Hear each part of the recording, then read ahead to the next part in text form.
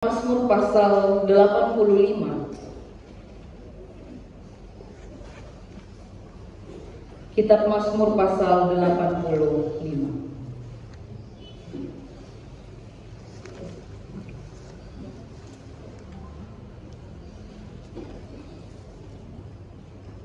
Satu pasal ya.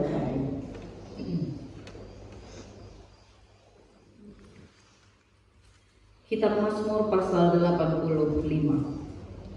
Doa mohon damai atas Israel. Untuk pemimpin biduan Mazmur Bani Korah. Engkau telah berkenan pada tanahmu ya Tuhan, telah memulihkan keadaan Yakub. Engkau telah mengampuni kesalahan umatmu, telah menutupi segala dosa mereka. Engkau telah menyurutkan segala amarahmu, telah meredakan murkamu yang menyala-nyala. Pulihkanlah kami ya Allah penyelamat kami, dan buanglah sakitmu kepada kami. Untuk selamanyakah engkau murka atas kami dan melanjutkan murkamu turun-temurun? Apakah engkau tidak mau memulihkan hidup kami kembali, sehingga umatmu bersuka cita karena engkau?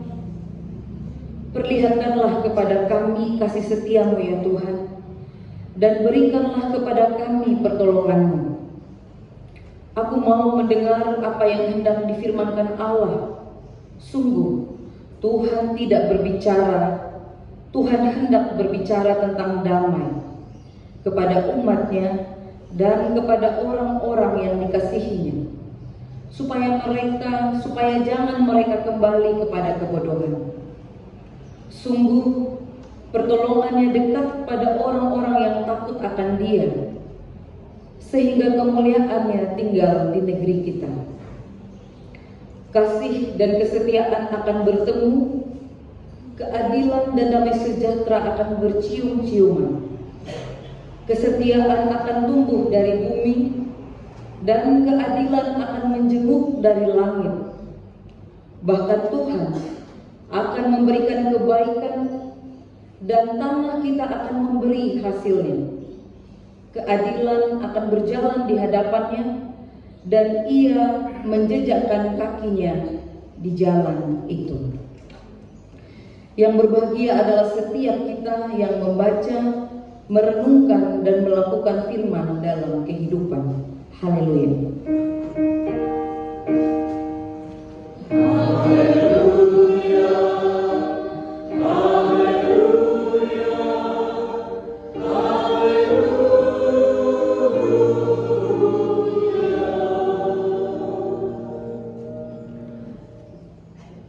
Bapak Ibu Saudara dan anak-anak yang dikasihi Tuhan, tema hari ini tidak mudah ya. Tema hari ini berat gitu. Bahkan dalam 1 bulan diakonia tema ini berat. Karena GKSBS sedang mengajak kita untuk bersinhodos di dalam jalan yang namanya diakonia transformasi. Ya, sesuatu yang sifatnya melawan, berani gitu ya, mengubah gitu. Coba Bapak Ibu lihat di halaman yang ketiga dalam warta jemaat ini. Halaman yang ketiga dalam warta jemaat. Dalam di bawah judul pelayanan kebaktian minggu.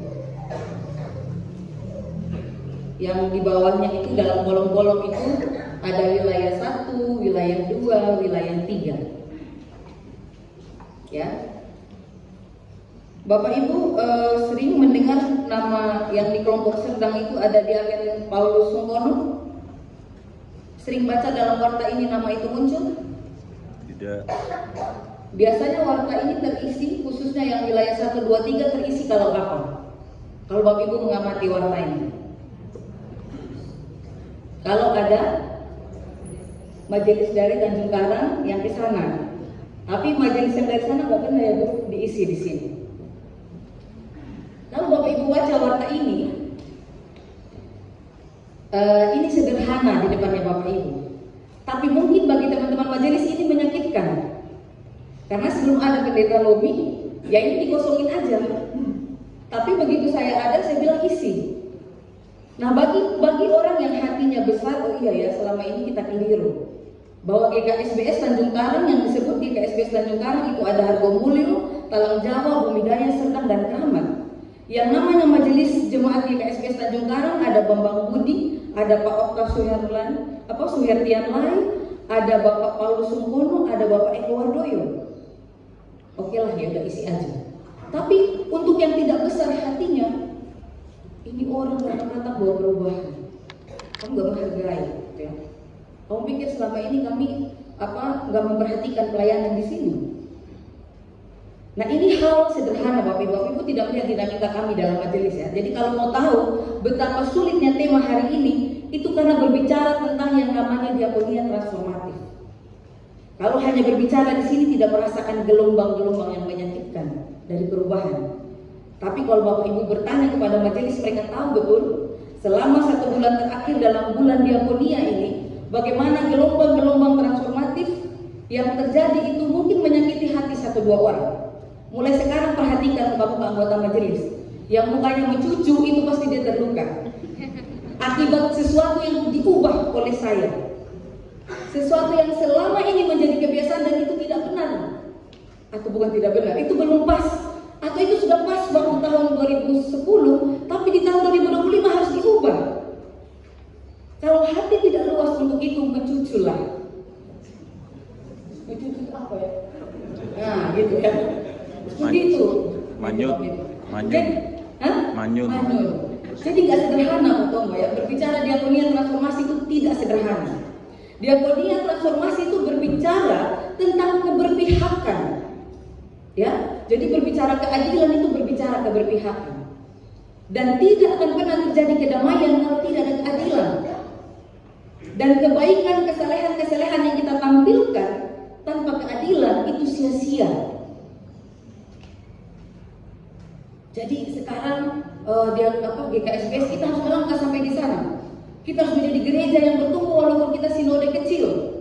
Karena dunia sedang membutuhkan itu. Kita lihat tema kita, kasih Allah yang memulihkan.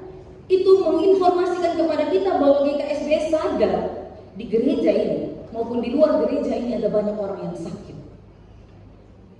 Ada banyak organisasi yang sakit. Ada banyak lembaga gereja yang juga sakit. Ada banyak sistem dan struktur yang sakit. Ada banyak pengambilan kebijakan yang berangkat dari orang-orang yang sakit. Semoga di GKSBS Tanjung Karang tidak. Bagaimana Bapak Ibu majelis? Sehat kita ya. Setiap kebijakan yang kita ambil dalam sehat, dalam waras, dalam sadar. Ya, berbicara sakit fisik banyak sekali. Mungkin dalam ruangan ini ada banyak orang yang minum obat, asam urat, gula, kolesterol, apalagi yang sering kita alami diabetes gitu ya. Tapi juga ada yang sakit secara mental. Makanya kemarin ketika rilis masalah ada lagi kematian secara tiba-tiba, diingatkan bahwa jangan mengembangkan cerita itu dengan menghakimi orang yang sudah meninggal itu dan memutuskan mengakhiri hidup. Tetapi mulailah dengan meningkatkan kepedulian. Itu pesan ya dari pihak kepolisian. Lalu saya lihat kemarin dari BBC begitu, ada anak kecil yang sedang jalan dengan peliharaannya kuda. Lalu dia bertanya, apa kata yang paling berani yang kamu ucapkan seumur hidupmu? Dia tanya sama kuda itu.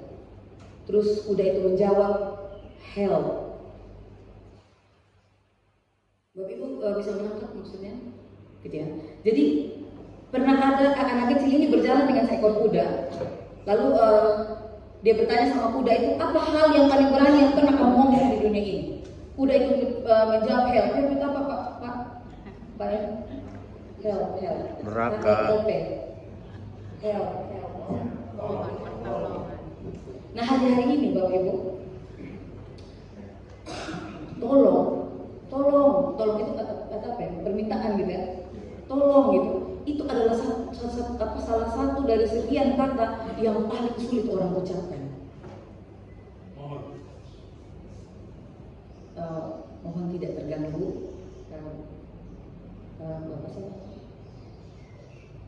Ya, Bapak Sutris mengenal Tuhan secara spesial dengan caranya khusus, dan kita memberikan ruang ini secara adil biarlah beliau menghayati Tuhan dengan caranya. Ya, jadi tetap Bapak Ibu tetap menghayati firman ini dengan cara Bapak Ibu, dan kita juga berikan ruang untuk Pak Sutris mendengarkan menghayati Tuhan dengan cara beliau. Iya, Bapak Ibu dan Saudara yang dikasih Tuhan, help gitu ya. Jadi banyak sekali orang yang diam-diam itu sedang sakit, tetapi tidak berani bercerita kepada orang lain karena yang dia lihat banyak sekali pergumulan-pergumulan yang diceritakan, tetapi justru itu menjadi bumbu bahan cerita. Jadi mereka menyimpan dan membiarkan mental mereka sakit. Apalagi ada stigma kalau orang sakit secara mental itu kurang berdoa. Itu tuh kalau psikolog yang ngomong itu mereka sebel banget sama orang yang suka mengukur orang lain yang punya masalah mental dengan masalah spiritual. Padahal manusia menciptakan manusia ini secara utuh. Ada yang namanya fisik, ada yang namanya roh, ada yang namanya psikis. Dan orang yang sakit fisik dan sakit psikis itu sama. Bukan ketika orang sakit fisik itu kita normalisasi itu wajar. Wajar pendeta punya obesitas, padahal tidak mampu mengendalikan makan misalnya, itu kita wajarkan. Tapi ketika ada orang yang punya kondisi mental yang kurang sehat, kita tidak wajarkan. Lalu kita memasang stigma orang itu kurang berdoa, makanya nggak teduh hatinya. Jadi memang Bapak Ibu, kita datang terus ke gereja setiap hari, kita rajin ber-WA, itu supaya tidak mengenal Tuhan itu tipis-tipis, sedikit-sedikit. Karena itu akan membuat kita lebih mudah jatuh di jalan yang licin dalam penghakiman. Kita sok tahu dengan Tuhan, kita sok tahu dengan Alkitab, lalu kita mudah menghakimi orang lain. Nah, penghakiman itu yang membuat orang nggak berani ke psikolog. Lalu orang akan mengambil jalan untuk mengakhiri hidup. Itu baru berbicara tentang sakit mental. Sakit secara ekonomi, kita juga tidak buka ruang. Yang ada judgment, itu sudah gak bagus ekonominya. Dulu begini, sekarang begitu. Harusnya di gereja ini, apalagi dalam bulan diakonia, kita buka ruang yuk diskusi yuk. Di tahun 2025 ini tidak berbicara lagi cari jejaring untuk bisa masuk di kantor apa, itu udah gak zaman.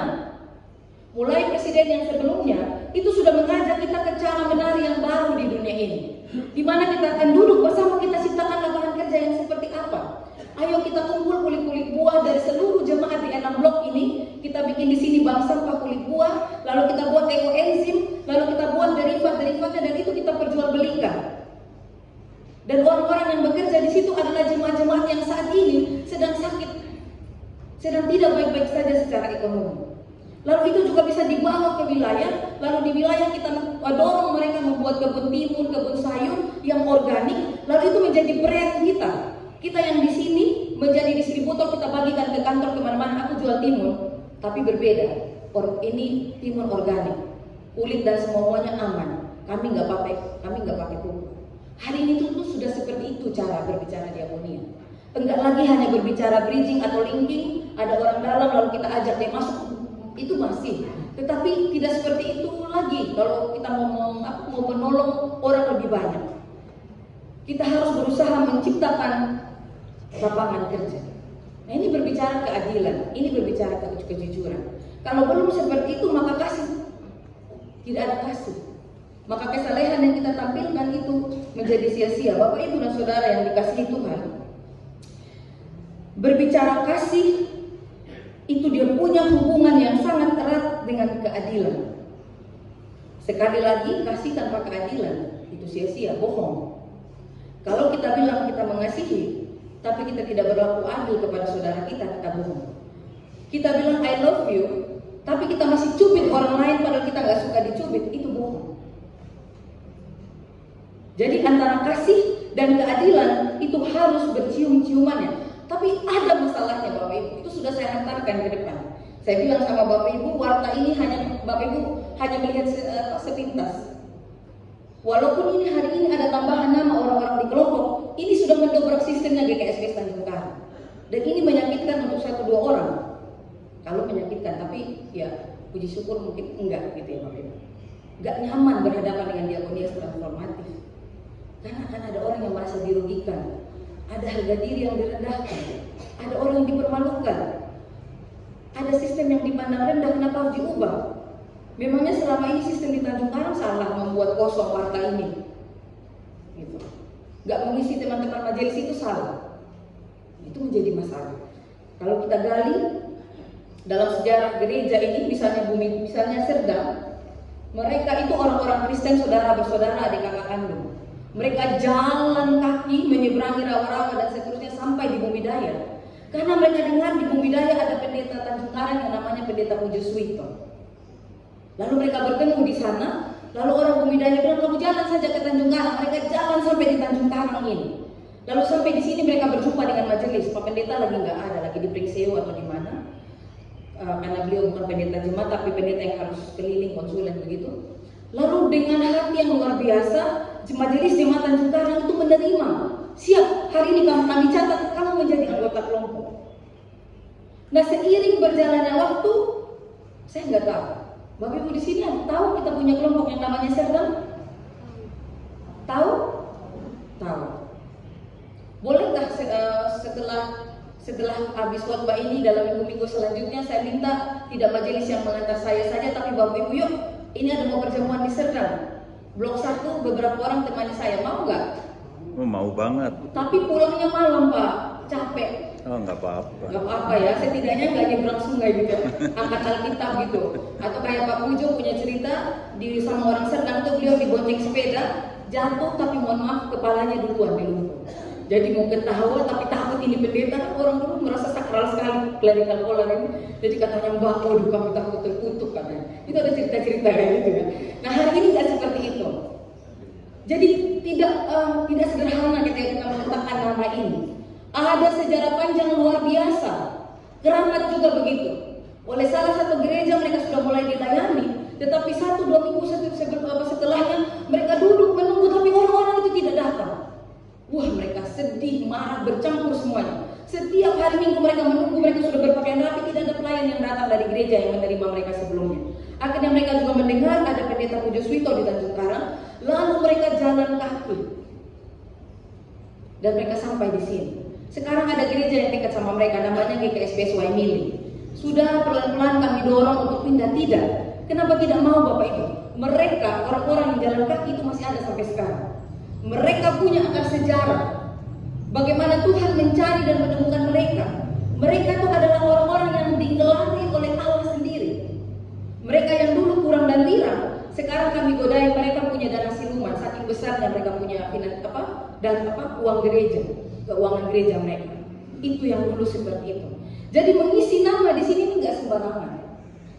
Nah, ketika disuruh isi, mungkin teman-teman melihat Allah. Tapi ini sedang berbicara kultur, mendobrak sistem. Sesuatu yang kita anggap biasa-biasa saja itu enggak biasa. Dan itu diubah. Dan itu akan merugikan dan melukai beberapa orang. Dan itulah masalah dari diakonia transformatif Bapak Ibu. Kemarin Pak Pendeta Emeritus Eko PJS menyampaikan, dulu aku pernah salah satu pabrik itu mengotori ini dan kami mendekati pemerintah, kami maju gitu ya, juga secara logis, secara hukum dan seterusnya, sampai mereka stop membuang limbah. Nah, diakonia transformatif itu kayak gitu. Ketika kita berani menyuarakan yang jujur dan adil, maka akan ada orang-orang yang dirugikan, akan ada harga diri yang terluka, akan ada orang yang merasa rendah karena sistem yang dibangun kok diperbaiki, karena kultur yang ada kok dinilai keliru. Itu permasalahannya. Jadi kalau belum apa-apa sudah menyanyi apa tadi lagunya apa tadi? Kemurahan. Oh, lagu kemurahan. Kemurahan apa, Pak? Tuhan ku bila hati kawanku. Kalau pakai ini untuk kasusnya Eko udah nggak jadi. Segala sesuatu kita tutup dengan kata kasih. Padahal belum tentu kita tahu kasih itu apa. Karena nggak mungkin ada kasih kalau nggak ada keadilan. Kalau lagu ini sudah dinyanyikan, maka timnya Pak Pendeta Eko PJS nggak akan pernah sampai pada masalah polusi air ya Pak ya. Karena kita kasihan pabrik itu akan rugi. Dia harus memikirkan lagi uang. Bagaimana mengelola limbah itu kan menambahkan uang lagi ya. Untuk mengelola limbah kan tambah uang lagi, tambah budget lagi. Dia rugi. Nah kalau sudah dihadang dengan kata Tuhan ku bila hati kawanku, ya udah nggak jadi. Terluka oleh tingkah ujarku, ya udah nggak jangan pergi Pak, nanti terluka pabriknya. Jangan ubah sistem ini, nanti terluka gerejanya. Kamu pendeta baru dari Sumba, ubah sistem di Tanjung Karang. Udah nggak jadi. Jadi berbicara diakonia transformatif itu berbicara sesuatu yang tidak sederhana. Sampai mau maju khotbah saat ini aja, saya itu nggak yakin. Saya baca lagi Alkitab, saya baca lagi di belakang, terus saya tulis. Siapa tahu memang orang Kristen itu ada masa memang orang Kristen pada puncaknya harus tutup mulut dan diam terhadap segala sesuatu begitu. Siapa tahu memang begitu, ternyata enggak. Bapak Ibu, saya dalam cari lagi gitu ya, ternyata ya benar sih. Dalam Amsal 5 ayat 10 sampai 15, dalam Lukas 1, dalam Lukas 6 itu berbicara bahwa memang para penindas itu mereka akan berkekurangan atau bahkan akan menjadi yang tertindas ketika kasih itu bersuara, menyatakan keadilan dan kejujuran. Memang begitu. Jadi nggak usah tutup-tutup sesuatu yang harus kita betulkan dengan kata kasih dan kata bijaksana.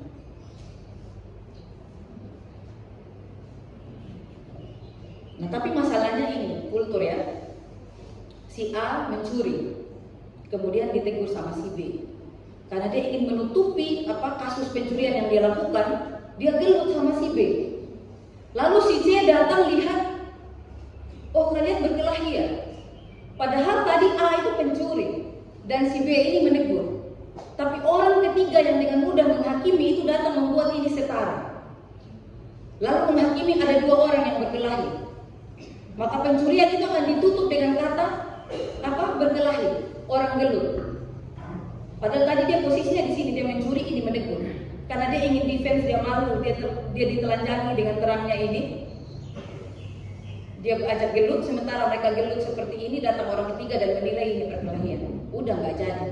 Kasus pencurian yang ditutup, yang di blow up, yang diangkat adalah kasus perkelahian. Maka orang yang di B tadi berpikir, oh iya ya, ternyata aku yang benar di sini. Aku diajak gelut sama si A. Entah dia pura-pura nggak sadar, atau memang dia mau sengaja menutupi kasus pencuriannya itu. Itu yang sering terjadi dalam diakonia transformatif. Ketika ada orang yang mengkonfrontasi kepada orang yang dikonfrontasi, kadang-kadang yang jahat ini yang ketiga. Dia datang lalu membuat memframe bahwa ini kasus yang setara. Yang tadinya masalah pencurian menjadi masalah konflik atau perkelahian. Udah tertutuplah masalah yang sebenarnya. Itu paling jahat, paling luar biasa. Maka itu sistem itu akan begitu terus, dan itu tidak akan pernah berubah kalau kita seperti itu terus. Begitu. Saya pikir Bapak Ibu kita nangkap ya, diakonia transformasi. Jadi kasih Allah yang memulihkan itu berbicara secara luar biasa. Kata pemulihan di sini nih tidak seperti Bapak Ibu lihat jamah begini, tangan yang patah langsung bisa bergerak. Kan kita langsung sukanya nonton yang begitu ya, mujizat yang patah langsung ini, yang lumpuh langsung bisa berjalan. Itu kakak saya suka bagi-bagi kayak gitu di Facebook, di WhatsApp. Ada yang lumpuh berjalan, lalu orang yang lumpuh tidak bisa berjalan dinilai mungkin kurang beriman. Kadang-kadang kita membatasi kata pemulihan itu hanya kayak gitu-gitu aja. Padahal kata pemulihan itu dalam luar biasa. Bahkan satu orang dipulihkan, orang tertindas dipulihkan, si penindas itu terluka. Terjadi seperti itu. Ada konsekuensi.